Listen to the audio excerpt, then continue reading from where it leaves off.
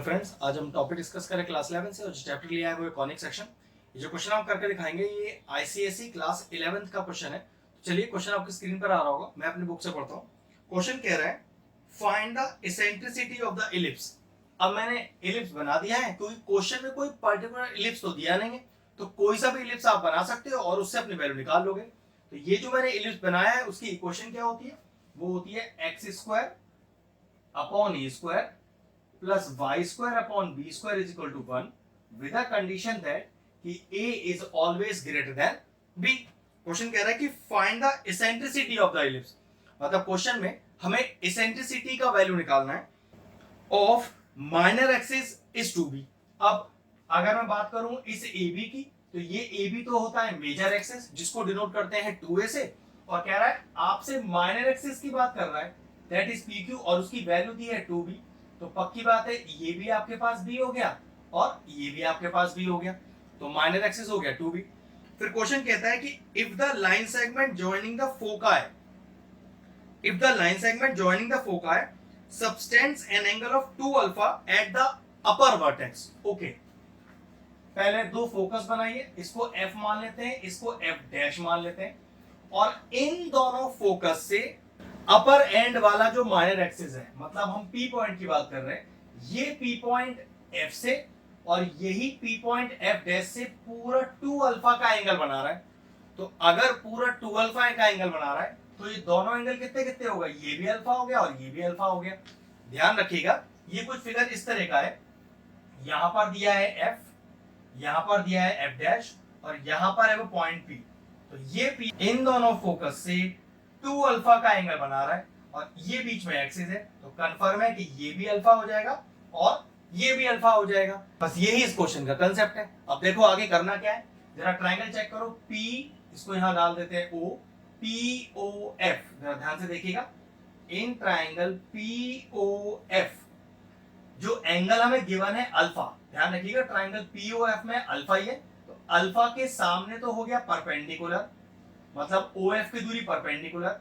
ये right angle है, right angle के सामने हो गया हाइपोटेन्यूज, मतलब PF हो गया हाइपोटेन्यूज, और PO क्या हो गया, PO हो गया आपके पास बेस। तो ध्यान रखो इस PF से तो हमें कोई मतलब नहीं है हाइपोटेन्यूज से, मुझे परपेंडिकुलर OF की दूरी जरा चेक करो, O से लेके फोकस की दूरी इलिप्स के अंदर कितनी होती है, वो होती है AE, और O से लेके P की दूरी वो तो हमें क्वेश्चन में भी दी हुई है। तो देखो ट्रायंगल POF में क्या मैं लॉजिक लगा सकता हूं, tan अल्फा, tan अल्फा क्या होता है, परपेंडिकुलर अपॉन बेस। परपेंडिकुलर कितना है मेरा, वो है OF, और बेस कितना है, वो मेरा है OP, जिसकी दोनों वैल्यूज मुझे पता है, OF है A और PO है मेरा B। तो एक रिलेशन आ गया कि जो tan अल्फा है वो A अपॉन B के बराबर है, और यहां से क्या करो, यहां से आप A का वैल्यू निकाल लो, तो देखो कितना आएगा, B तो इधर क्रॉस मल्टीप्लाई हो जाएगा, तो B tan अल्फा और E नीचे आ जाएगा, तो यहां से A आ गया मेरे पास क्या, B tan alpha upon E। अब इसी पर्टिकुलर इलिप्स का इसेंट्रिसिटी वाला फॉर्मूला यूज करते हैं। वो क्या फॉर्मूला होता है, वो होता है B square is equal to A square 1 minus का E स्क्वायर, और अभी हमने जो A का वैल्यू निकाला हुआ है वो इसी क्वेश्चन में पुट कर देते हैं। तो देखिए कितना आएगा फिर, तो ये हो गया B square is equal to A square, A का वैल्यू हमें पता है, तो ये हो गया B square tan square alpha upon E square bracket में 1 माइनस का E स्क्वायर। चेक करिए B स्क्वायर से B स्क्वायर गया, E स्क्वायर को यहां क्रॉस मल्टीप्लाई कर दीजिए, तो E square is equal to tan square alpha